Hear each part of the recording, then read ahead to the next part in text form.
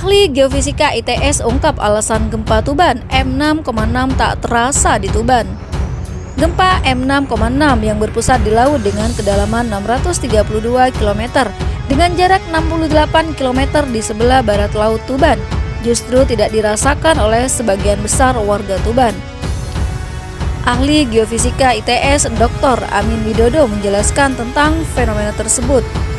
Jadi getaran gempa itu dari pusatnya berupa gelombang. Gelombang itu menyebar sehingga di dekat pusatnya tetap terasa tapi tidak terlalu kencang.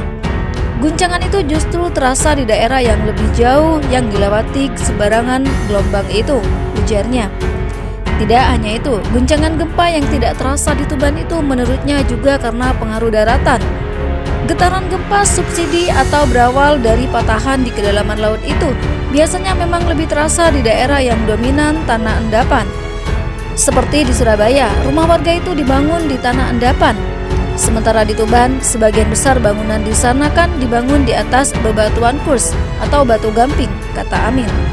Jenis tanah kars yang menjadi landasan sebagian besar bangunan di Tuban itulah yang membuat getaran gempa terendam. Oleh karena itu, sebagian besar warga terutama yang berada di tengah kota Tuban tidak merasakan getaran gempa.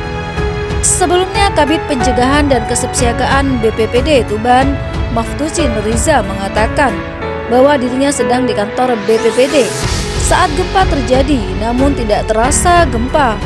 Tidak hanya itu, hingga beberapa saat pihaknya juga tidak menerima laporan warga yang merasakan gempa.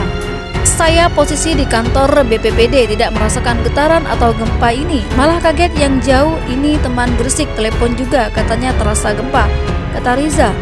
Mengenai gempa Tuban itu, Kepala Pusat Gempa Bumi dan Tsunami BMKG Daryono menjelaskan tentang pemicunya. Menurutnya gempa itu termasuk gempa bumi jenis deep focus. Deep focus earthquake di Laut Jawa dipicu slab pool activity, katanya. Data BMKG menyebutkan bahwa sejumlah daerah turut merasakan guncangan gempa yang berpusat di Tuban. Guncangan terasa hingga Garut, Pelabuhan Ratu, Bayah, Malimping, Labuan hingga Lembang.